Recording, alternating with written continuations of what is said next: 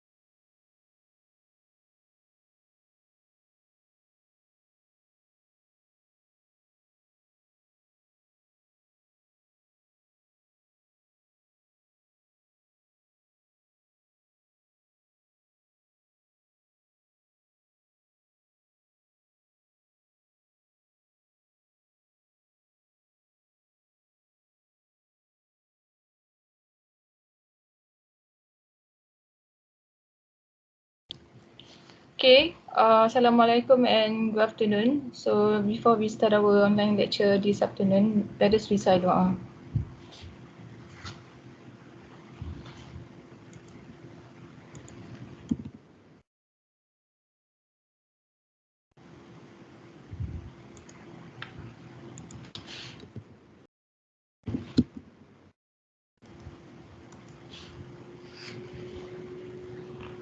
Okay, I would like to highlight about our test one will be next week, will be on set.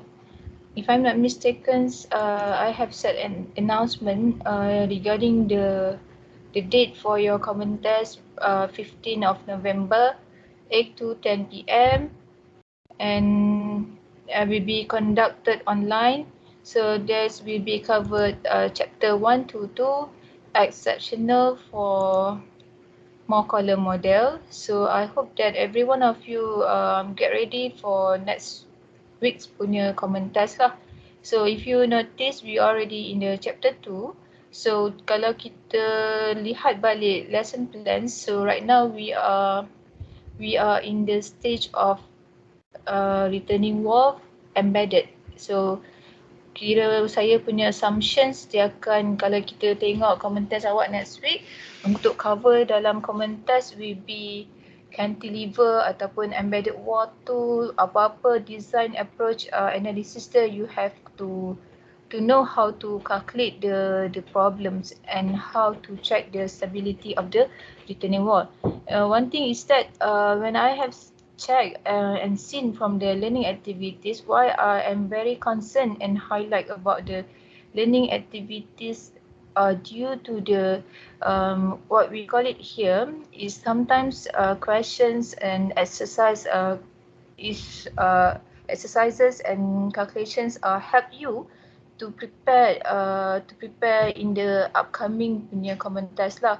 So from the performance or from the engagement, I have seen only few students involved in submitting the results or submitting the exercise or the solutions. So congrats to Muhammad Faizuddin.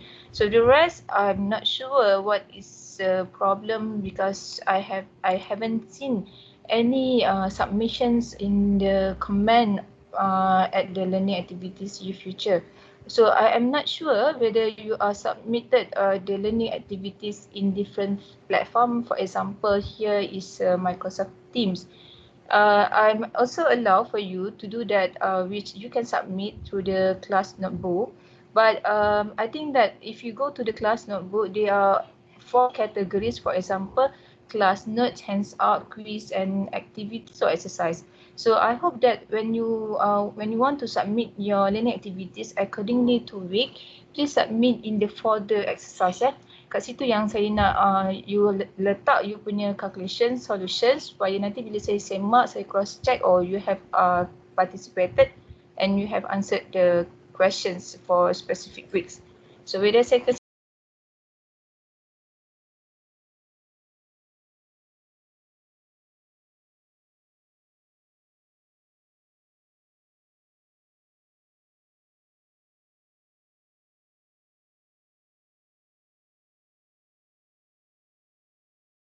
So those are the things that I want to highlight because as I said next week will be your common test. Common test tu kalau kita tengok balik dalam lesson plan, it brings to you around berapa persen kalau tak silap saya dalam 30% lah selalunya.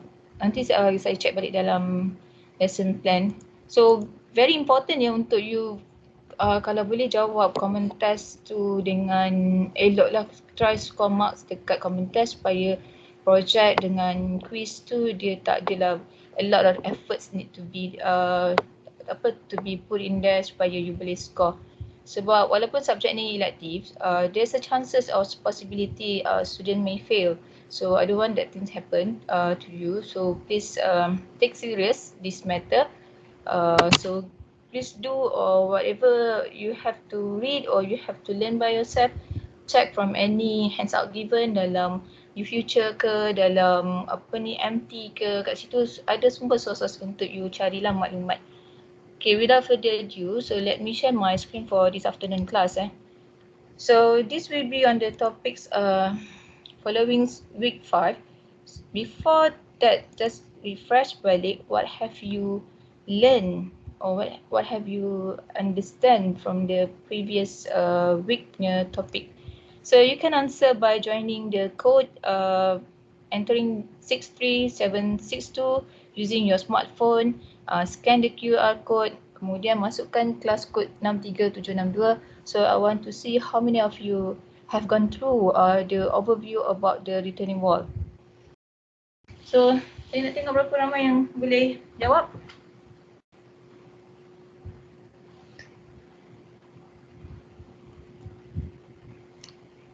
Still 0 participants. Alright, good Maizatun.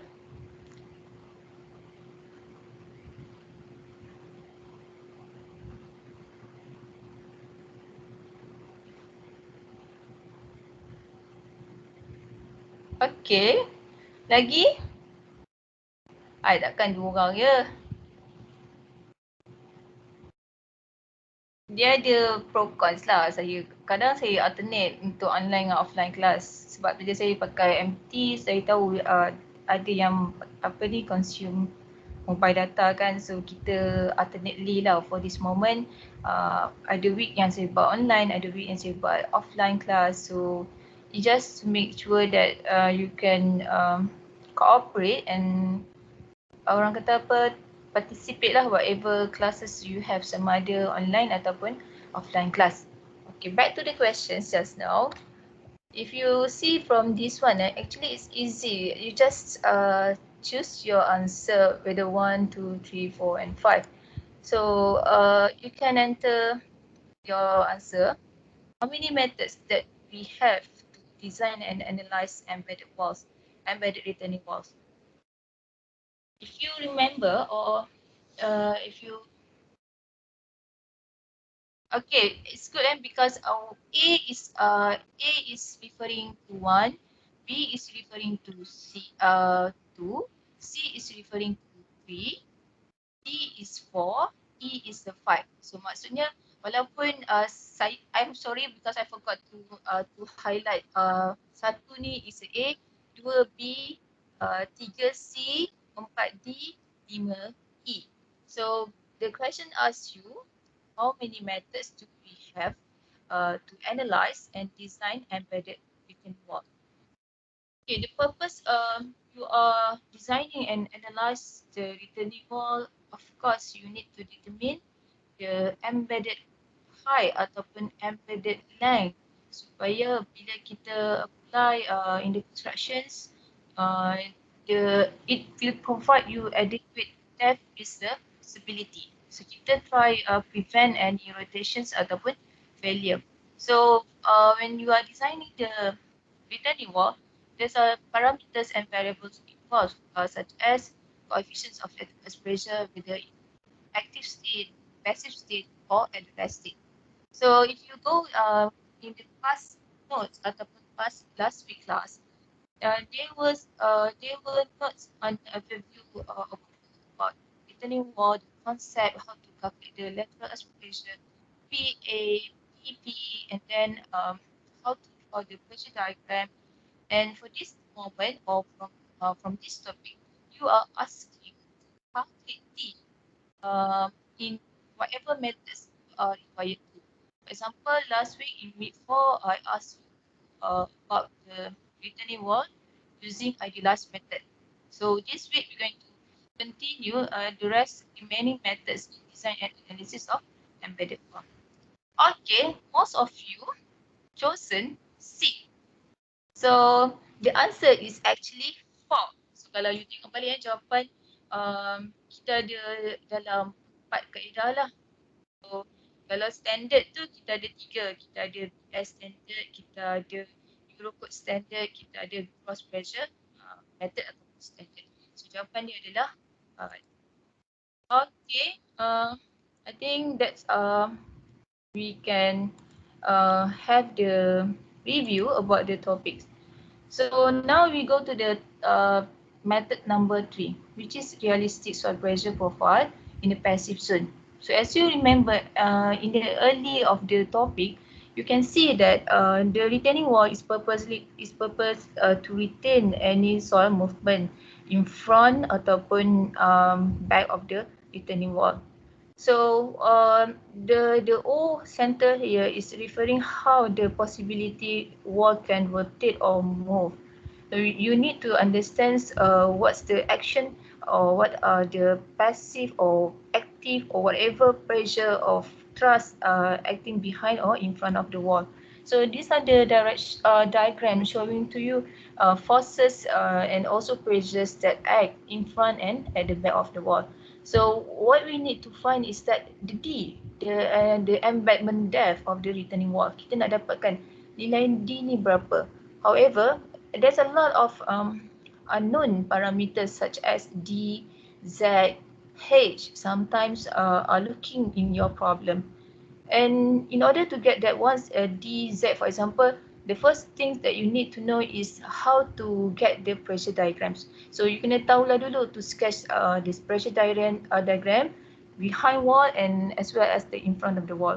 For example here, kalau you look at from the first one, and this is just idea back, memorize recall balik berkaitan dengan idealized limiting pressure profiles. So on top of the soil, behind wall kita ada active zone. At the bottom daripada O center ni kita ada passive zone. How about however in front of wall kita ada passive on top and active at the bottom of the wall tersebut. Maknanya dekat bahagian bawah ni kalau depan retaining wall tu dia bagi you difference of the pressure diagrams. So the when you have these sketches diagrams, what we can have actually is the idealized ataupun the net pressure diagram in the black solid line. So the black solid line ni indicates to you what exactly yang kita kena consider in order to ensure the stability of the retaining wall. And you can see here there is no sudden change in the pressure profile at the depth O where the wall rotation takes place. So it is not realistic. So you have to get the right one. So when you do the things, what can we have is actually the red line is more realistic to represent the pressure diagram of the wall in front and at the back. So what can you have in the red line is actually non-linear. So bila you ada non-linear, for the passive pressure below the excavation, so it becomes the analysis quite complex lah. Apa yang kita boleh nampak kat sini, analysis untuk problem there is no easier anymore lah. Maknanya kalau you akan ada some what we call it here few unknowns parameter yang you kena selesaikan dalam your punya calculations. And apart of that, when you go in details to calculate the problems, what you can have is actually piecewise linear approximation to the non-linear pressure distribution. So the dashed red line is representing to you non-linear pressure profile. Meanwhile, the blue full line is assumed as a linear pressure profile. So you can see that from the changes figure 1 until to the right one is what you need to is take out the equations. Apa yang persamaan ada untuk kita resolve the unknowns kat sini. For example here A, Y, Z and etc. As I said again, bila you dah tahu the pressure diagram, kita nak carikan unknown kat sini. Dalam this diagram number 5, Y and Z are unknowns. So need to find Y in order to obtain the required wall penetrations. So the approach is the same as before. Find the value of Y to achieve the stability of the wall. So what are the important equations from here is the force and moment equilibrium equations. So it is started to solve this problem. First, you need to calculate A. What is a A? A is actually the vertical height ataupun vertical depth above the A point. And then by taking the pressure P equal to 0, so you akan dapat active PA1 at here, pressure diagram, minus dengan KP minus KA times dengan gamma times A equal to 0. Maknanya sekarang ni untuk selesaikan apa dia A tu, kita akan samakan persamaan ni dengan kosong. Kemudian bila kita susun balik, kita akan dapat A is actually active pressure over gamma Kp tolak dengan Ka, which is Pa1 over C.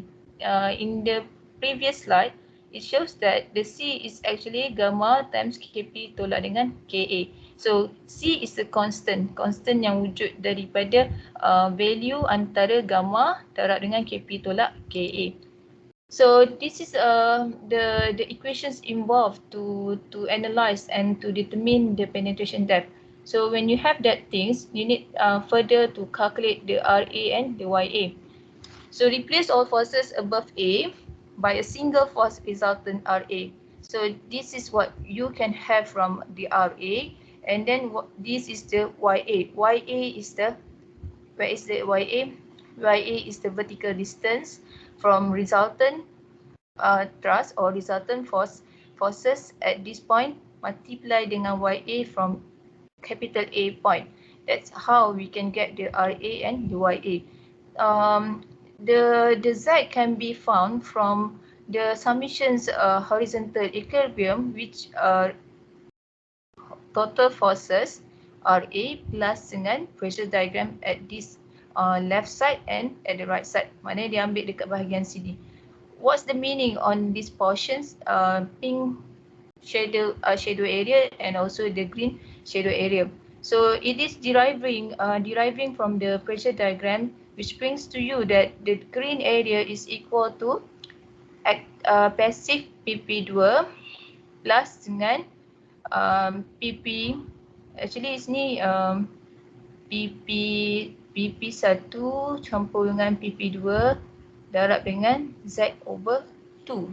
Kalau kat sini ditulis PP1 campur dengan PP1 plus PP2. Actually it's supposedly PP2 plus dengan PP3. Maknanya PP3 is consists PP1 plus PP2. Passive pressure dekat bahagian right sides of the returning wall. The deriving is coming from this part, maknanya dia hanya lihat dulu dekat bahagian hijau, nanti dia akan dapatkan satu lagi equation untuk mewakili bahagian pink kat sini. And then in the figure, next figure in the number 10, the pink shaded area is equal to the PP2 times Y over 2. Where is the Y? Y is coming from here, the vertical depth from A point to the base of retaining wall. So the passive pressure 2 times Y over 2, that is the zone of the passive at the in front of wall. So when you total up between the forces Ra and then force representing pink and green shaded area, so you can have the Z or the Z value. So from the horizontal equilibrium, the first equation that can be derived from these diagrams is Z equal to passive pressure times Y minus 2Ra over passive pressure 2 plus passive pressure 3. So in one equation, you can have Z and Y. So you can see now we have two unknowns Y and also Z. So we need another equations to solve in order to get the two unknowns Z and Y. In order to solve that part, we need to propose another equations is from moment equilibrium.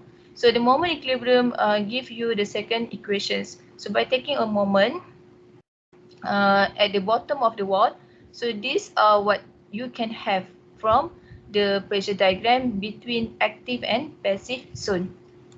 By substituting equation 1 into equation 2, the finally equation you can have is a fourth degree equation in y. So you nampaklah sekarang you ada y kuasa 4, y kuasa 3, y kuasa 2 dan juga y. So bila you dah ada all these things, you can solve using calculator to determine what is your y. Once you have y, you akan dapat the next one is a z. So bila you dah dapat y, dah dapat z, in order to determine the last required depth, so kita kena tambah dengan A. So Y tambah A, so you akan dapatlah the embankment depth from this part to the bottom of retaining wall. Sebab nampak tak, initially kita dapatkan A, just take it on this part saja kan. So bila you dah dapat A, you kena tahu jumlahkan dengan Y untuk kita tahu berapa kedalaman retaining wall yang masuk ke dalam tanah. So remember again, bila you give enough depth of retaining wall, so we can ensure that the stability of the retaining wall from having any failure. So you can have the more realistic limiting pressure distributions. The things that we can summarize from the solution step is directly from here. They are around 5 steps. The first one, you need to sketch the pressure diagrams of passive and active, and then calculate the coefficient Ka and Kp, compute the constant C, pressure Pa1 and passive, the resultant pressure Ra and its location Ya. So finally, this is the one equations that representing Y.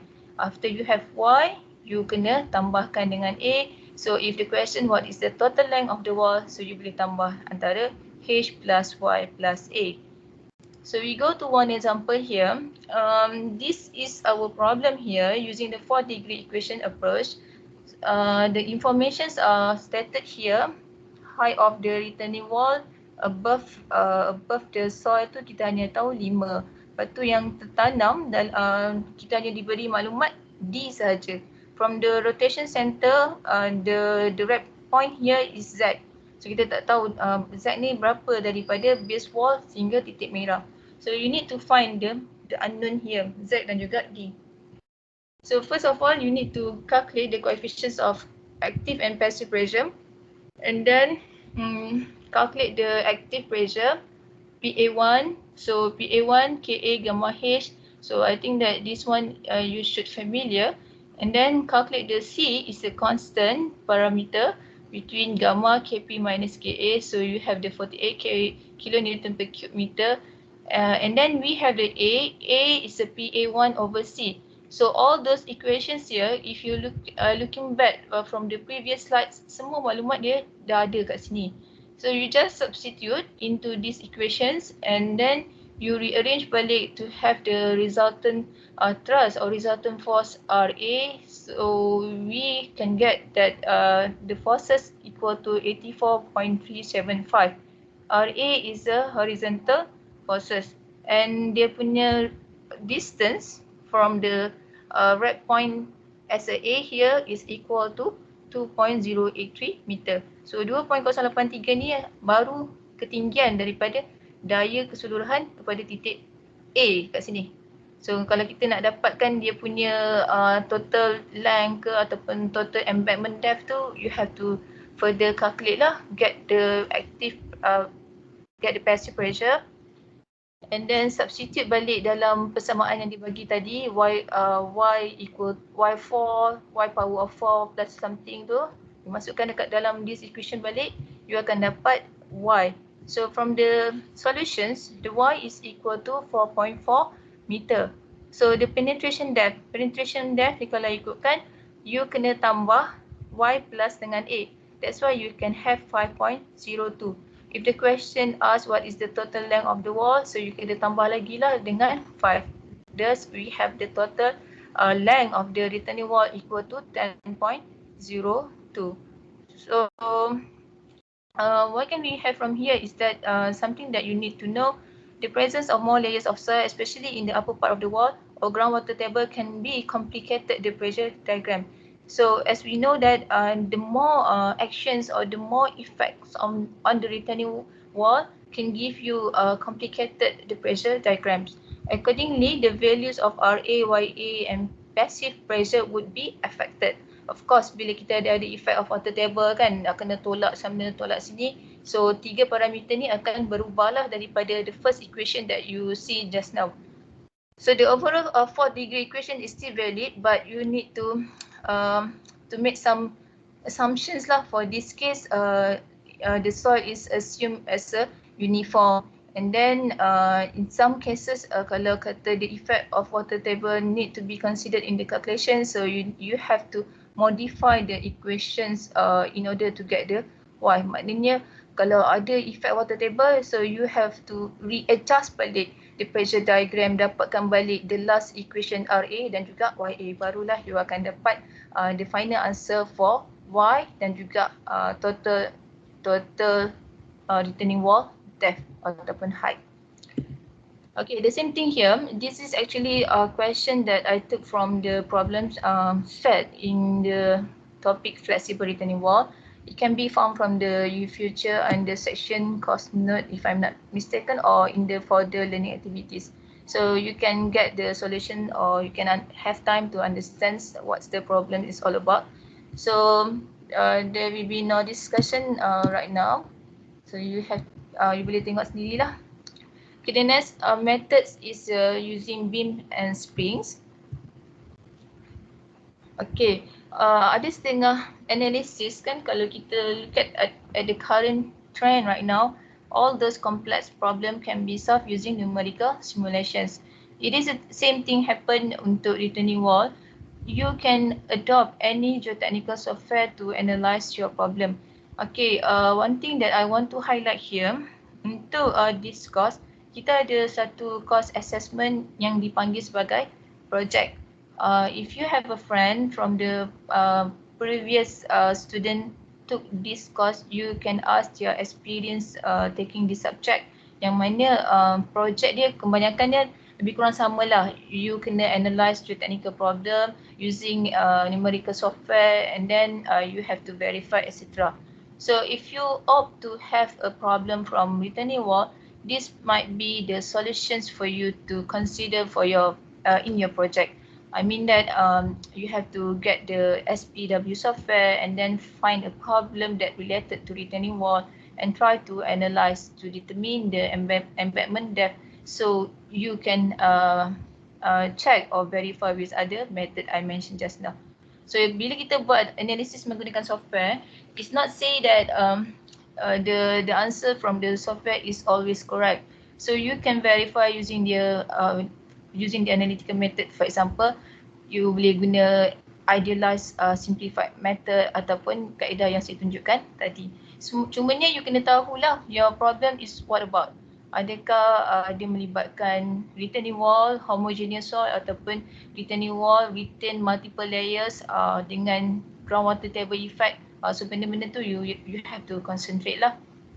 On this part you can see that all those parameters are listed here. Kemudian dia dah define kan what is the H, WD, WS, ZW, CAP, QC, KA, KP, KN and DW.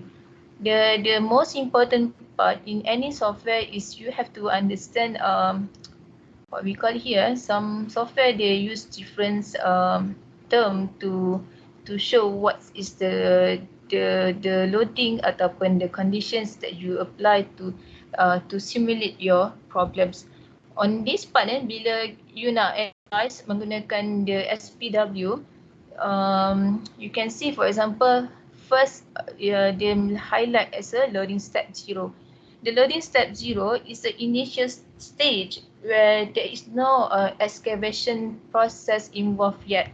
Maknanya ni dalam pada keadaan asal. Kalau tengok on top layer color kuning, below is the second layer, and then at the right side here is representing as a retained soil, Ini adalah kawasan retained soil, and in front of the wall is representing as a excavated soil.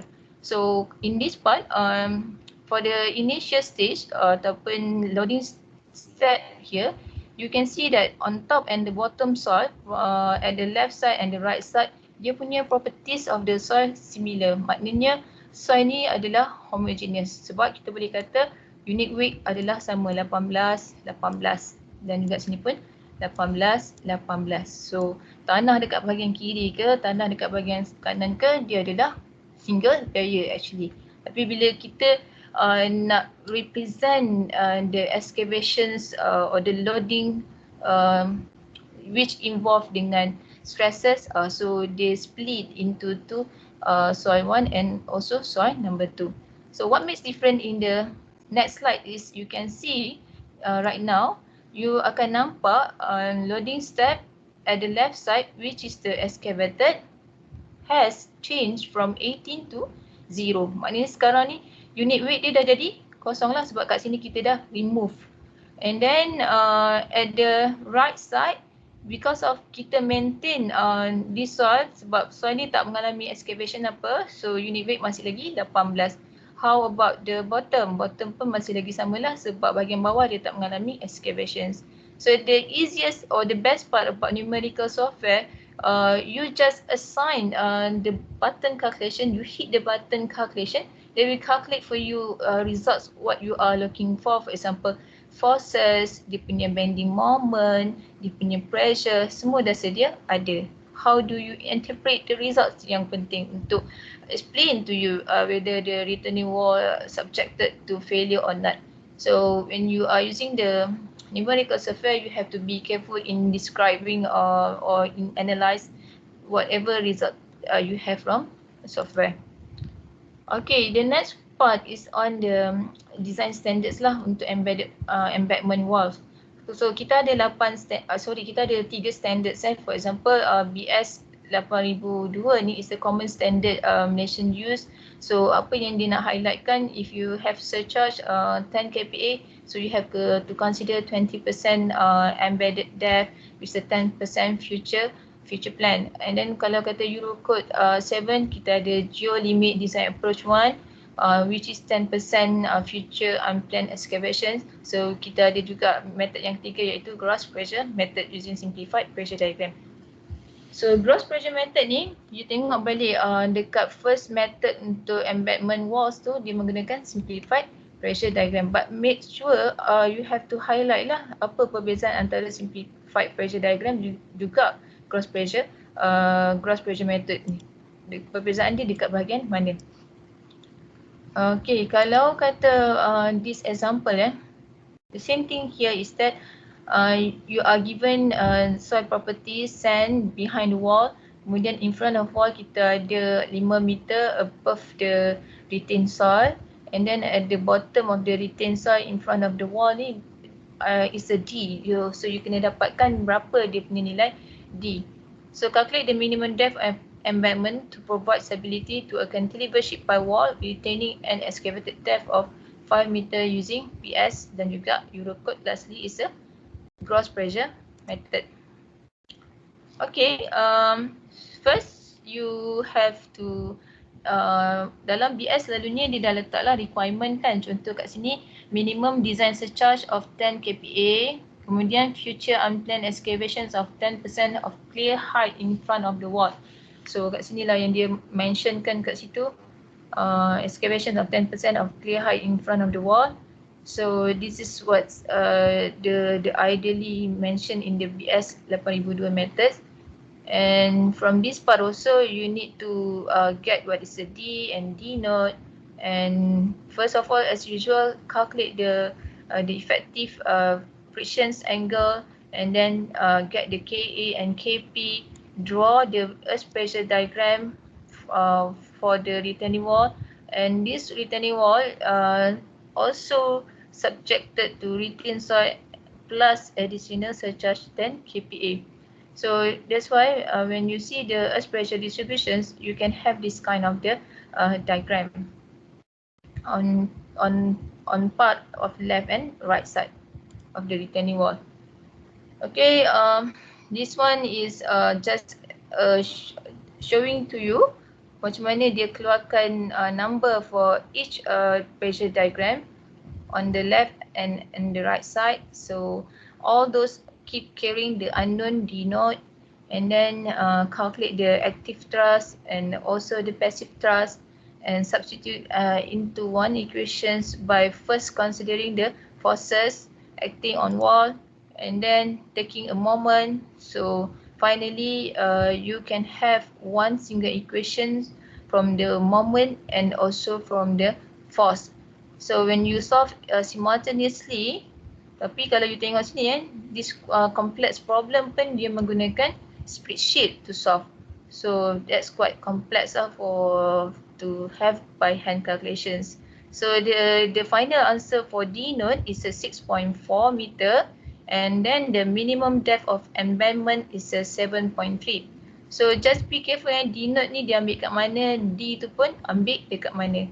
So minimum depth yang dia calculate tu adalah 7.3. So kalau you betul-betul tengok balik minimum depth ni kita ambil daripada clearance yang 10% tu sehingga bottom of wall. Kalau D node ni kita ambil daripada 10% clearance yang BS requirement tu sehingga titik O tu is a D node. But dalam ni tadi dia dah mention kan future unplanned excavations of 10% clear high in the front of the wall. So need to be considered in the calculations. So the simplified pressure method, kalau you tengok sini, dia shows for different method approach lah. Maknanya sekarang dia menggunakan simplified pressure methods. So apa yang membezakan ialah bila you look at to this part and the answer is here. To obtain the design depth D, the value of D node is increased by an amount equal to the extent required to generate a net passive resistant force below the point of rotation, at least as large as R. So in terms of the analysis pun, you akan nampak the differences right now.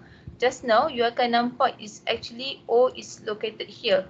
Tapi sebabkan sekarang ni is a simplified pressure method, O ni dia dah berada dekat bottom of the retaining wall. That's why it called as a simplified. Maknanya dari segi pressure diagram pun you can see that more easier compared to just now. So dia taklah menunjukkan to complexity dalam deriving the forces dan juga moment. Okay, this demand additional calculation and it is common practice to avoid the this by simply increase the D node by 20% to give D. So itu yang membezakan antara simplified dengan kaedah yang tadi itulah. Okay, the next one menggunakan geolimit design approach 1. So yang ni kita tak cover lagi for this moment sebab kita akan cover dalam week after midterm break. Tak silap saya lah, dia akan masuk dalam subjek Eurocode. Dalam Eurocode tu nanti semua geotechnical application dia akan touch. Okay, yang ni you can have by your own and Eurocode. Okay, gross pressure method. Okay, the gross pressure method at this part dia lebih kurang same concept dengan simplified sebab kalau you tengok sekarang ni the only difference is that you akan nampak dia tak mengambil kira 20%, tapi dia highlightkan dekat sini the factor of safety is a 4 for passive force. So bila dia calculate, bila dia nak dapatkan passive pressure, dia dah terus divide dengan factor of safety 2. So the passive pressure at the 2 of retaining wall, dia akan ada 30 D node. So from the 30 D node ni, dia keluarkan untuk dapatkan thrust in the passive dan juga you have to derive thrust in the active zone. So from the here, you can see that the gross pressure method, which is the equations derived from here, is more easier compared to the first BS method, which you can see only involve PA dan juga PP. So equating the moment anti-clockwise and clockwise, the final result for D node is a 7.7 meter. Okay, that's all from this afternoon punya online class. Any questions that you want to ask regarding this topic? Ada soalan tak? Ada, madam. Okay, I'm not sure lah sama ada untuk sebab ikutkan minggu depan tu adalah minggu awak punya common test. Kita ada lagi subtopik chapter 2 iaitu anchor returning wall. Dalam anchor returning wall tu dia ada free and support dengan fits and support. I'm not sure lah topik tu masuk dalam awak punya common test ke tidak. But this one untuk you punya preparation common test, let you focus strictly on chapter 1 dan juga chapter 2 sehingga cantilever wall. Saya boleh suggestkan macam itulah kan. Kalau kata cantilever wall ni, you nampak tadi ada 4 jenis method kan. Kemudian dalam design according to standard kita ada 3 approach. So cuba tengok contoh-contoh soalan kat situ. Theoretically cuba fahamkan. Contohnya kan kalau kata cantilever wall ni, what types of the failure dia, second ball pie tu apa, and then contagious ball pie ni apa, soldier pie tu apa. So what makes difference between embedded returning wall dan juga anchored wall lah. Dari segi dia punya analysis, dia punya physical properties and etc. Okay, that's all that I can recommend for your common test preparations. So kalau kata ada kawan-kawan awak pernah ambil advanced UTEC dulu kan, tanyalah dia punya soalan kan, ataupun dia orang ada tak simpan lagi past year questions ke, try lah buat sikit-sikit kan supaya nanti bila tarikh final assessment tu you tak perlu nak orang kata apa, tak perlulah nak buat last minute lah semua set tu kan. At least kalau kita buat berperingkat sikit, so nanti study week tu kita just review and revise saja mana yang tak clear, daripada kita nak all out pada minggu study week semua baru nak cari dia punya jawapan, so jadi lagi berat lah kat situ kan. So I don't want to afraid you about this subject. Kalau tengok nama dia pun advance kan, so bila advance tu something extra lah daripada yang common. Even you open a textbook pun, kalau common textbook pun dia takkan touch on the Eurocode. Kalau kata BS standard pun dia hanya sentuh yang sikit-sikit kan. For recommendations untuk you punya textbook ke reference ke, please read details from hands up. And then kalau you ada satu lagi elementary soil mechanic, Ian Smith, itu pun good reference textbook lah untuk you guna, sebab dalam buku tu dia cover Eurocode punya design. As I said lah, dalam you punya lesson plan, Eurocode ni kita akan cover dalam minggu selepas study week, midterm break. Minggu ke berapa saya tak perasan, tapi kita akan cover. So kalau you ada elementary soil mechanic by Ian Smith book tu lagi cantik lah untuk you buat rujukan in future. Okay. Alright. So one again kalau kata ada some questions tu you don't know how to solve it, go back to learning activity. Saya punya start, I give you durations to complete the activity. Following days ataupun following weeks, I will provide you a solutions. So you can have a learning process from that. You try dulu, and then kalau kata salah, you can check dengan jawapan yang disediakan lah, ataupun jawapan yang diberikan following weeks. From that, a learning process evolve from week to weeks lah untuk you improve your understanding. Alright. Boleh Okay, ada soalan lain tak? Okay, I think that we end our online class this afternoon. So I give it you remaining hour untuk you solve ataupun just open your learning activity dalam your future ke Microsoft Team kan, find out questions and then try to think out the solutions, apa jawapan yang boleh you tulis. So you can have discussions among you. Kemudian try lah, at least benda tu you ada some idea kan, dia punya step nak jawab, step nak buat analysis, step nak buat calculation. So benda tu nanti lagi mudah lah. So soalan saya tak tahu, tapi kaedah kita nak menjawab soalan tu online lah. I think that from your past experience pun banyak common test secara online kan. So same thing lah kita implement this semester. So nothing to worry. It's just on about the content of the course saja. Okay? Boleh? Chapter 1, try tengok balik semua kecuali more column model. Try lah dapatkan past year question and then try fokus lebih sikit lah dekat stress pass.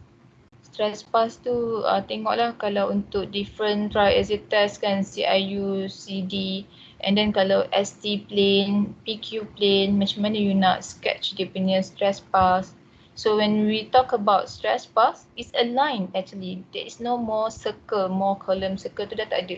Circle-circle tu dah dia transform kepada line.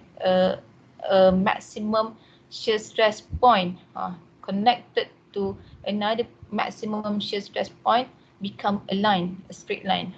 That's when we say about stress pass. Okay, I think that I end up this class afternoon. So dengan suratul as dan tasbih tasbara dan assalamualaikum warahmatullahi wabarakatuh.